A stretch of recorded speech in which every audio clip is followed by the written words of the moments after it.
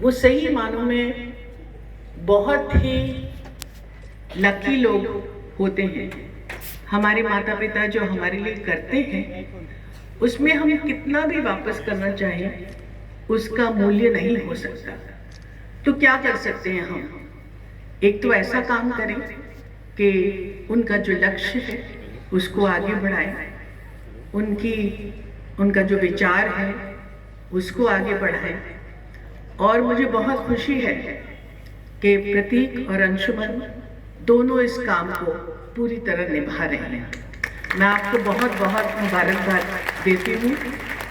शिव प्रसाद जी मेरे पिता कैफी आज़मी के बहुत नज़दीक थे। वो जब पहली बार यहाँ आए थे मिजवा, तो सबसे ज़्यादा सहायता उनकी शिव प्रसाद जी ने की। फिर मुझे मौका मिला कि मेरा एक लंबा रिश्ता उनके साथ बना। इस गांव की बिजली के लिए आप मानिए वो सैकड़ों बार लखनऊ गए होंगे एमडी से बात करने के लिए, अफसरों से बात करने के लिए कि हमारी जगह पर प्लीज इलेक्ट्रिसिटी दी जाए। और मैं जानती हूँ ज़ाती तौर पर कि कितनी बार उनको भागा दौड़ी करनी पड़ी कि उनके क्षेत्र के लोगों को बिजली मिल सके। तो इसमें कोई हैरत की बात नहीं है कि वो टाउन के चेयरमैन चुने गए और जो काम उन्होंने किया है चेयरमैन होने के तौर पर वो तो आप सब लोगों के सामने है। उनका लक्ष्य था स्कूल बनाना, ऐसा स्कूल जिसके नाम से लोग जय जय करें। और ये काम इनके बेटों ने किया है, इनके परिवार के सदस्यों ने किया है। तो आप सब लोगों को बहुत बहुत मुबारक इस बात पर। मैं आज जितने भी बच्चों को पुरस्कार मिला है उन सबको दिली तौर से मुबारकबाद देती हूँ। और मुझे जाहिर है कि ज़्यादा अच्छा लगा जब कैफे आज़मी पायनियर स्कूल के बच्चों को मिला। इसका मतलब ये नहीं है कि बाकियों की मैंने सराहना नहीं की, लेकिन मैं समझती हूँ कि ये ट्रस्ट खोल के जो काम ये परिवार कर रहा है कि अपने माता पिता के नाम पर ये ट्रस्ट बनाकर जो कि समाज की सेवा कर सके, जो कि उनके जो लक्ष्य हैं माता पिता के वो समाज में और फैल सके। स्कूल के ज़रिए तो कर ही रहे हैं, लेकिन वो ट्रस्ट के ज़रिए कर रहे हैं, ये बहुत अच्छी बात है। आज मुझे देखकर बहुत खुशी हुई कि देखिए, मैं समझती हूँ कि सर्टिफिकेट जो है ना उसकी बहुत अहमियत होती है, क्योंकि सर्टिफिकेट हमेशा बच्चे के पास रहता है, उसको प्रोत्साहित करता है। तो यहाँ सर्टिफिकेट्स भी मिले हैं, लेकिन उसके साथ साथ इस बात का ध्यान भी दिया गया कि उनको ऐसे पुरस्कार दी जाए जो उनके घर की ज़रूरत हो। इससे ये होता है कि बच्चे के दिल में भी एक जगह बनती है अपने माँ बाप के दिल में कि देखिए, मैं कोई ऐसी चीज़ लाई हूँ या मैं कोई ऐसी चीज़ लाया हूँ जो पूरे परिवार के लिए अच्छा होगा। तो ये सोच जो है, ये विचार जो है, इसका मैं बहुत स्वागत करती हूँ। मैं ये कहना चाहूँगी कि कैफी साहब जो मेरे पिता थे, उनको एजुकेशन से बहुत लगाव था, शिक्षा से बहुत लगाव था। उनका ये मानना था कि शिक्षा सबसे पहला कदम है बच्चे के दिमाग को खोलने का, उसको आगे बढ़ने के लिए प्रोत्साहित करने का। तो हमको ये देखना है कि शिक्षा केवल ऐसी नहीं हो कि उनके जो सिलेबस का कोर्स है उसको रट के आपने एग्जाम में दे दिया। शिक्षा ऐसी होनी चाहिए जिसमें इस बात की भी अहमियत समझी जाए कि जो बच्चे की ओवरऑल पर्सनालिटी और डेवलपमेंट है वो उनके दिमाग की जो ताला लगा हुआ है उसकी चाबी है ये शिक्षा।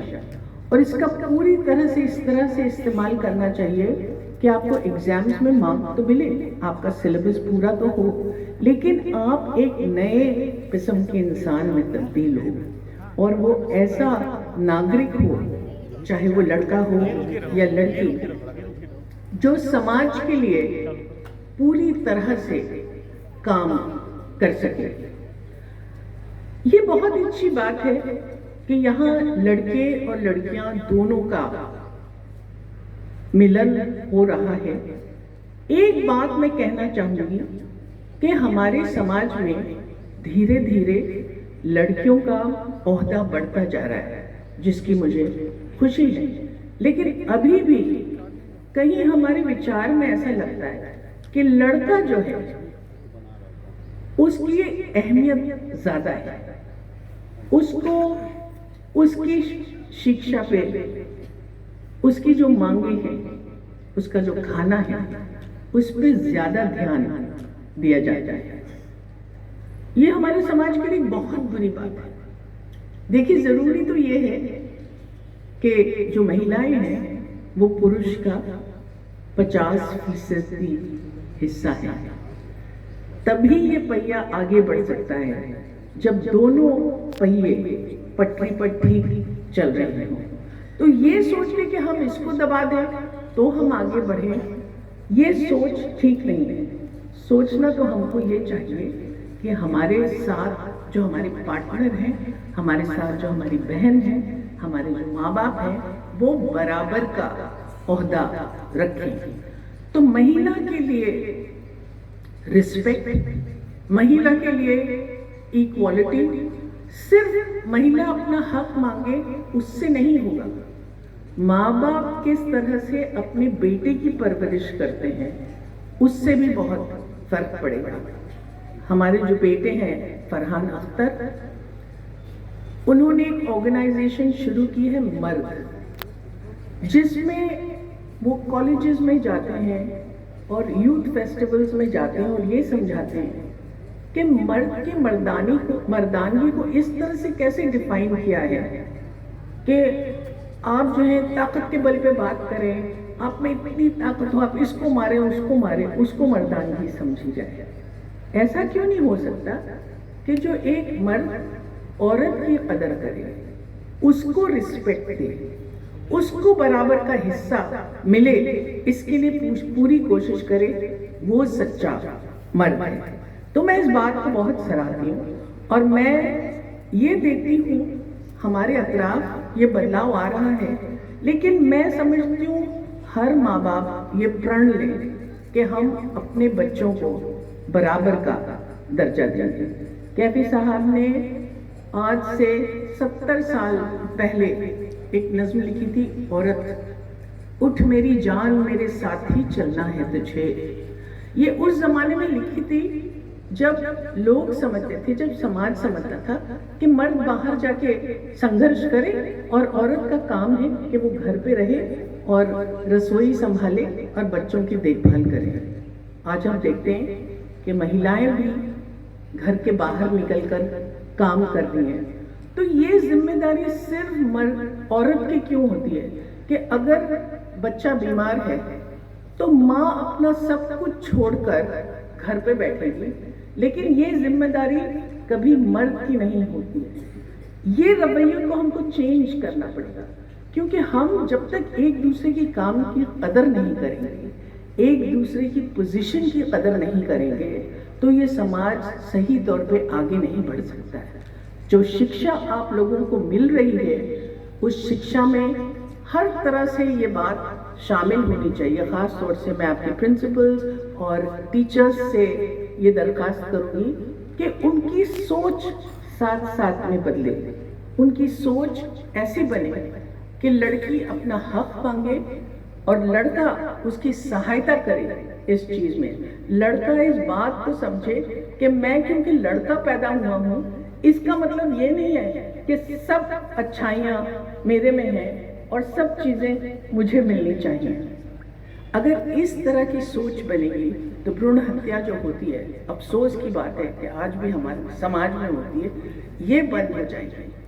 लड़कियों को कमतर समझना ये एक वेपन है ये एक औजार है जिससे आप उसको नीचा दबाते हैं। ये हमारे लिए अच्छा नहीं है, ये हमको समझना है। फिर मैं अपनी बात जो है कैफी साहब के एक शेर से ख़त्म करती हूँ जो सबको अप्लाई करता है। प्यार का जश्न नई तरह मनाना होगा, प्यार का जश्न नई तरह मनाना होगा, गम किसी दिल में सही गम को मिटाना होगा। तो अगर हम सब लोग इस बात को समझें और इसी प्रण को लेकर आगे चलें तो ये समाज अच्छा हो सकता है। मैं उम्मीद करती हूँ कि सब अपने परिवार की तरफ तो जिम्मेदार हो, लेकिन एक नागरिक होने के नाते उसकी क्या जिम्मेदारी है, इसकी भी अवेयरनेस उनमें हो और इसके लिए भी काम करें और करते रहें। सबसे पहले स्टूडेंट्स हैं जिनको ये मौका मिलता है, और मैं टीचर्स से फिर से गुजारिश करती हूँ कि इस बात का एहतियात रखें कि पर्यावरण की किस तरह से रक्षा होनी चाहिए, किस तरह से मतभेद नहीं होनी चाहिए, भेदभाव नहीं होना चाहिए, किस तरह आप अपने स्टूडेंट्स को एक अच्छा नागरिक बना सकें। ये तो ज़रूरी है कि उसको बहुत अच्छे मार्क्स मिले, लेकिन इसके साथ ये भी ज़रूरी है कि आपने उसकी जहन की जो ताला है उसकी चाबी को खोल कर इसमें आगे बढ़े। बहुत बहुत धन्यवाद। बहुत बहुत